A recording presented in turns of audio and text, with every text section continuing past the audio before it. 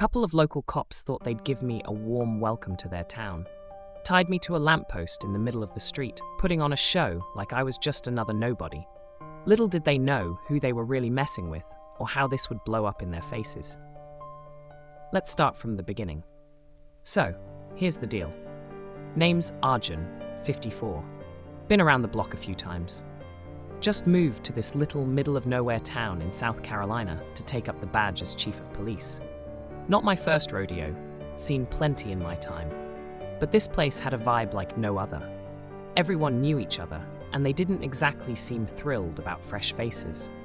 It didn't take long to notice the cops around here seemed to enjoy keeping their own rulebook, if you know what I mean. First day before reporting in, I thought I'd take a stroll, see what I was dealing with. So there I was, blending in with my worn-out cap and an old jacket, just another guy on the street. Walked into this local cafe, the kind of place that looks like it's been around longer than me. The second I stepped in, I felt a dozen eyes on me. You know, the classic "you don't belong here" vibe. Two cops sitting in the corner were laughing their heads off about something, but I could tell I was the punchline. They kept sneaking looks my way, sizing me up like they'd already decided I was a nobody worth ignoring, or worse, worth messing with. Their badges practically sparkled in the dim light, but their manners? Not so much. I ordered a coffee, played it cool, just to see how they'd react. I didn't plan on revealing who I was just yet. This was a recon mission. But then, just as I took my coffee to go, one of them barked at me from across the room. "Hey, old man, you lost or something? 'Cause you sure don't look local." I half turned, kept my expression blank. "Just passing through," I replied, though clearly they weren't buying it. One of them, a tall guy with a smug grin, let's call him Samir, shot back. "Well, maybe keep passing. Strangers don't last long around here if you get my drift."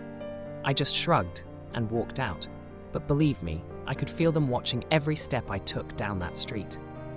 Something told me my new job was about to be way more than just paperwork and meetings.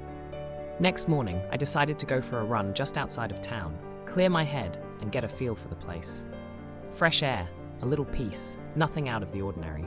About halfway through, though, I heard the sound of a patrol car pulling up alongside me. Yep, it was those same two from the cafe. Samir and his partner, Mohit, the dynamic duo.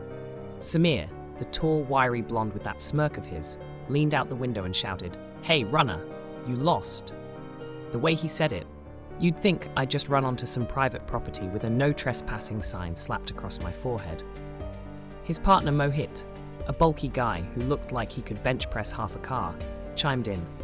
"Yeah, are you sure? You're welcome around here?" I kept my cool, slowed down a bit, and replied, "Just going for a run. Pretty sure that's still allowed around here, right?" Mohit shot me a grin, one of those smug, "I know something you don't" kinds of looks. Allowed, maybe, but strangers don't exactly get the warmest welcome here, especially those who don't know our rules.